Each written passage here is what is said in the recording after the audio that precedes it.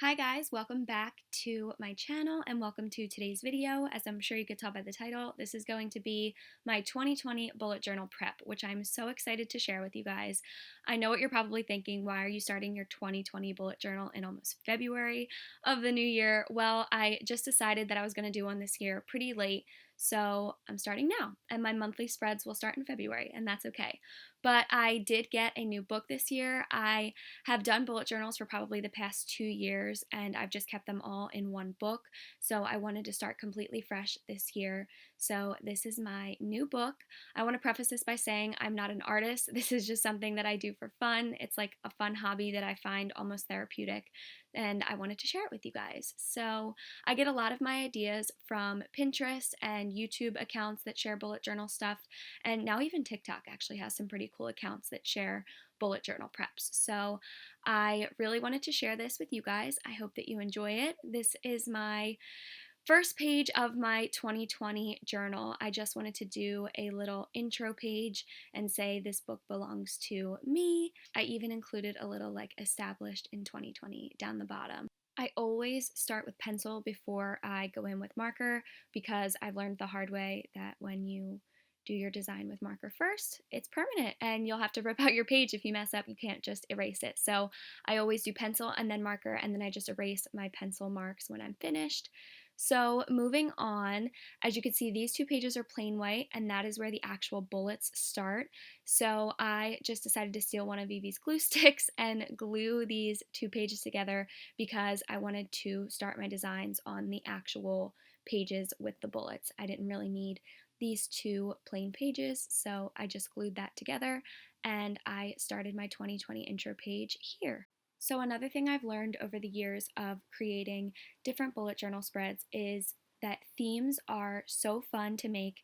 Like in the summer, I'll do fun summer themes with like popsicles and beach stuff, and in the winter I might do like snowflakes, or during December I'll do like a Christmassy theme or a Halloween theme in October.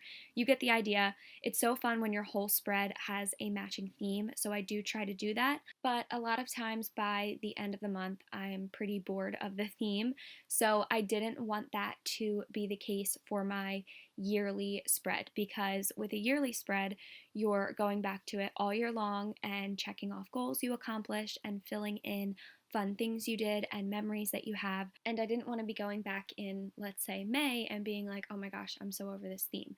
So that's why I decided to keep it pretty plain and simple, just some bubble or box letters, whatever you want to call it, with the year. And I just wanted to keep it black and white. So that's kind of the theme that I have for this entire spread.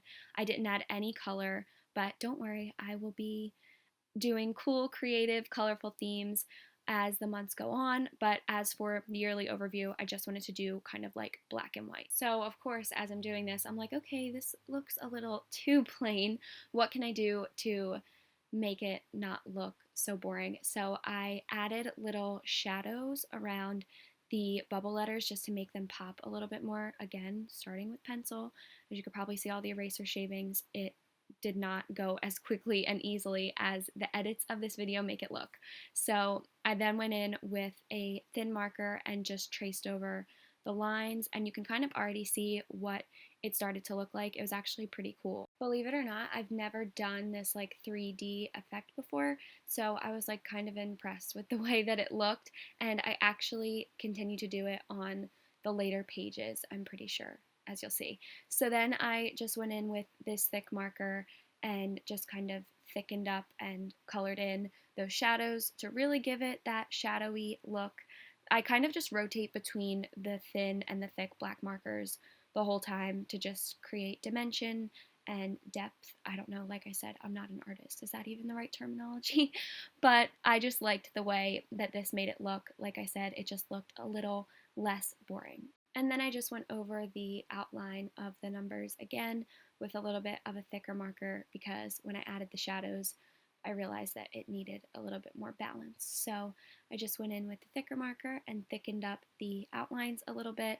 And I still thought that it was missing something, so I decided to add the words 2020, and I really felt that this tied it all together. So I was really happy with it when it was finished, and I was excited because I was able to do some calligraphy. Again, it's not something that I do like professionally. It's something that I literally taught myself with 2 Tombow markers and YouTube.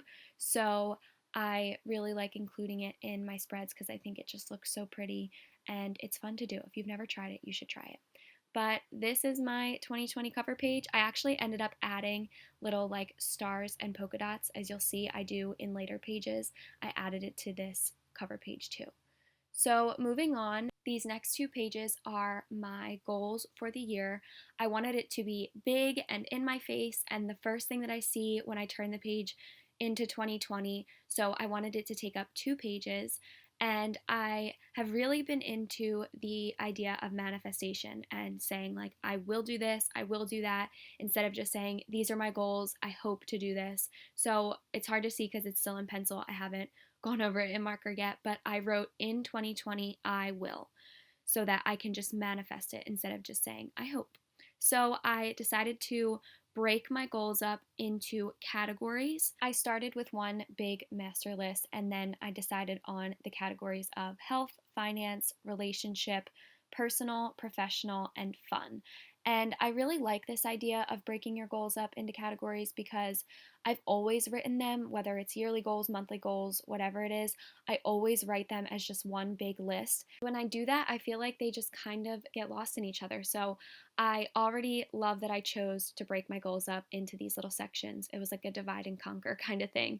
So I did some calligraphy in the middle. I used the thin marker to trace over the lines pointing to my categories, and then I did some more calligraphy with the thicker marker on my headers. I also decided to underline them as well, just to make them look like real headers. And then I did my little star and polka dot design that I was talking about on the cover page. I think I saw this in a YouTube video and I really liked it. I thought that it kept it simple and plain, but also added a little bit of fun to it. So I just did some little tiny stars, small polka dots, and then even tinier little dots all in the middle. And that is what I ended up going back and adding to my 2020 cover page as well. But I did that after I stopped filming. So moving on, my next section is another thing that I found from a YouTube video. And I'm so glad I found this because right when I saw it, I was like, oh my gosh, I have to include this in my yearly spread. So I went to the notes section of my phone and just made a list, but this is the things to check out page, or the things that I want to try in the new year. As you can see, I kind of stuck with my cursive slash calligraphy slash bubble letter theme. And speaking of bubble letters, look at how much I struggle trying to draw this K bubble letter. I feel like I remember, like, even from being a kid, K's were just always so hard, and it always took me a couple tries. So yes, this is my things to check out or try. And I was so excited to create this page because when I was making my list of all the things I wanted to try this year, it just felt so fun. I feel like when you make your list of goals, they're more heavy and you feel more, not pressure, but just want to accomplish them. But with this is just so fun and lighthearted and just things that have interested me that I've always wanted to try. So I started by making a box, and then right now I'm counting the dots to try to see where the middle is. I found it because I came up with 6 sections, or 6 categories, I guess you could say, of things I wanted to try. So I divided the box in half, and then I divided each half into 3s to make 6. Again, starting in pencil, of course, and then going over a marker just to be safe rather than sorry. But I'm just doing my little calligraphy up at the top, and then I just went over the checkout in the thin marker. But as I was doing it, I liked the way it looked. I knew I didn't want to color them in. I knew I wanted to keep it pretty open because, like I said, I set up my header almost identical to the YouTube video I found, and I really liked the way hers looked, so I wanted to keep mine open. See, I told you I would turn my book sideways. I think I honestly forgot I was filming, and then I was like, oh shoot, they're looking at this almost upside down. So anyway, as I was saying, I decided to do the little shadow effect on these bubble letters just like I did on the cover page with the 2020 bubble letters. And again, I don't know if I'm doing the shadows in the right spot. I don't know if that's the way it's supposed to look, but it ended up looking okay. It looked fine. It made it stand out a little bit more, gave it the 3D effect, and it's kind of tying in the whole theme. So then I used the thin marker and I just traced over the lines to make the boxes in the little category section. And then I wasn't really sure how I wanted to design the categories, but I think this is what the girl in the YouTube video did, and I just really liked her spread, so I basically copied it. It's okay. And I did these little boxes or rectangles, I guess you could say, that kind of overlapped the lines, and I just used my thickest black marker and made them. And then this actually ended up working out perfectly because I recently got a white marker that I wanted to use. I've never done like the white written over top of black, and I've always liked the look of it. So I got this deliberately to do for my like plain black and white 2020 spread, but I didn't know exactly where I was going to end up using it. And I got excited because I was like, oh, now I can use it. And I didn't even really plan it. So I decided to write my headings in the little black boxes in white. I did places, books, food, movies, podcasts, and TV shows. And I was a little upset because I don't really love this marker I got, but it was like the only white marker in Michael's. So I was going over it because I feel like once I wrote, it faded. And I was like, oh, maybe I just have to do a couple coats. But every time it would dry, it kind of faded and looked a little gray. It's fine. I'm still so happy with how this spread turned out. It was like one of my favorites. And moving on to the next page. So I'll try and see if you guys can see what I'm drawing. It took me a while, but I just Googled a picture of it and sketched it by looking off the picture on Google, and I was pretty impressed with myself. It's a brain, if you can't tell. This next page is my page for YouTube ideas. So again, I use the notes section in my phone. I have a running list of YouTube videos that I want to make, but I just thought it would be good to include in my yearly overview, and I can just kind of write them down and cross them out as I go. So I thought ideas, I would do a brain. So like I said, I Googled a picture of a brain and there it is. And then I did the little YouTube logo and I just wrote ideas in cursive to kind of keep the theme. Yep, I spelled ideas wrong almost. I put IDA. It's IDEAS. So then I just went in with my thin black marker, traced over all my lines. Also, sorry if it got a little dark. I feel like I just noticed that. I was sitting in front of a window and the sun started to go down. But anyway, I went in with my thick marker here to do the little bit of calligraphy to keep the theme, erase my pencil lines. You guys know the drill by now, I'm sure. And this was actually the only page where I decided to add color because when I went in and filled in my video ideas, I was just writing it in black marker and I knew I was going to do that. So I wanted to make the middle a little bit colorful. So I added the little pink brain and then I did the red for the YouTube logo, and I was a little nervous. I didn't like love the way the YouTube logo looked, but it was already done, so I thought it looked fine. Moving on, this is the last 2 pages of my 2020 spread, and I knew I wanted to do this. I've actually done a spread like this before at like the end of a month. I did like the best of the month, I think, or maybe at the end of the year I did the best of the year, and I did little Polaroids. So I wanted to do that again because that was the year where I ended up not finishing my bullet journal, so I never actually got to fill in the spread. So for this, I wanted to end this off with the best of 2020. So I did 2 rows of 6 to make 12 months, and I did them in a shape of a Polaroid.